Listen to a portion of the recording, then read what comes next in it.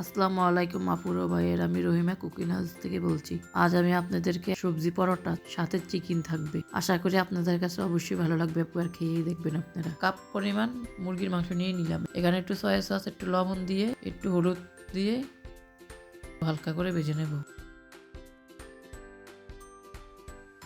ভাজি হয়ে গেছে, এখন উঠিয়ে নেব। এখানে তেল দিলাম, তেলের ভিতরে 2টা ডিম দিয়ে দেবো। ডিমগুলো হালকা করে ভেজে নেব একটু লবণ দিয়ে। আমার ডিমগুলো গেছে, এখন উঠিয়ে নেব। এখানে আমি 2টা ডিম ভেঙে দেব। এখন এই কাপটা দিয়ে কাপ পরিমাণ ময়দা দিয়ে দিলাম, হাফ টেবিল চামচ লবণ দিয়ে দিলাম, 1.5 টেবিল চামচ গুঁড়া দুধ দিয়ে দিলাম, পরিমাণ মতন পানি দিয়ে দেব।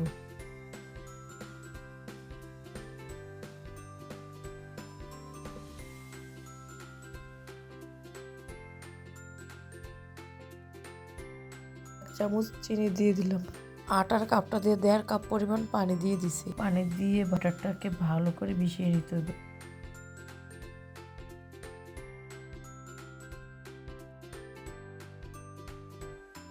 এই যে আমার ব্যাটারটা দেখেন কিরকম নিচ্ছি, পাতলা করে নিতে হবে এরকম ঘনত্বটা। 1 পেলা শসা কুচি নিয়ে নিলাম, হাফ পেলা গাজর কুচি নিয়ে নিলাম, 4-5টা পেঁয়াজ কুচি দিয়ে দিলাম, অল্প পরিমাণ গোলমরিচের গুঁড়া দিয়ে দিলাম, 7-8টা কাঁচামরিচ দিয়ে দিলাম, পরিমাণ মতন ধনিয়া পাতা কুচি দিয়ে দিলাম, পরিমাণ মতন লবণ দিয়ে দিলাম, দিয়ে হালকাতে মেখে নিলাম। এখন এগুলোর উপর দিয়ে ডিমগুলো ভাজি করে রেখেছি এগুলো দিয়ে দিলাম, মুরগিগুলো ভেজে রেখেছি এগুলো দিয়ে দিলাম, দিয়ে ভালো করে হালকা করে মেখে নেব। প্রথমে তাওয়াটার ভিতরে একটু হালকা করে একটু তেল দিয়ে নেবেন, তেল দিয়ে তারপরে রুটির ব্যাটারটা দিয়ে দিলাম, রুটি করে হালকা করে দিয়ে দিবেন, দিয়ে 25-30 সেকেন্ড রেখে দেবেন, রেখে তারপরে এক এক করে রুটিগুলো এভাবে উল্টে পাল্টিয়ে নেবেন। এরকম করে সবগুলো রুটি আমি বানিয়ে নেব। সালাদগুলো রুটির ভিতরে দিয়ে দেব, দিয়ে মাঝখানে দিয়ে আমি আগে একটা বাটার বানিয়ে নিয়েছি, এটা পানি দিয়ে এখন রুটিটার চারপাশে লাগিয়ে দেবো বাটারটা।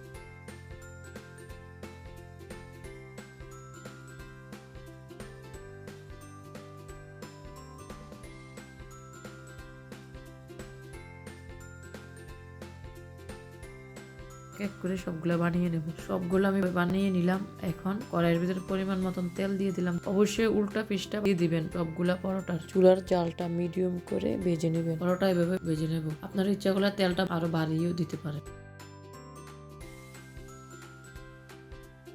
আমার সবগুলা হয়ে গেছে, এখন উঠিয়ে নেব। এই যে দেখেন আমি কেটে দেখাইছি, ভিতরটা কত সুন্দর হয়েছে। এটা বিকালে নাস্তা হিসেবেও খেতে পারেন, বাচ্চারা টিফিন হিসেবেও দিতে পারেন, অবশ্যই বাচ্চাদের কাছে ভালো লাগবে। আমার রেসিপিটা যদি আপনার কাছে ভালো লাগে অবশ্যই লাইক কমেন্ট শেয়ার এবং সাবস্ক্রাইব করবেন।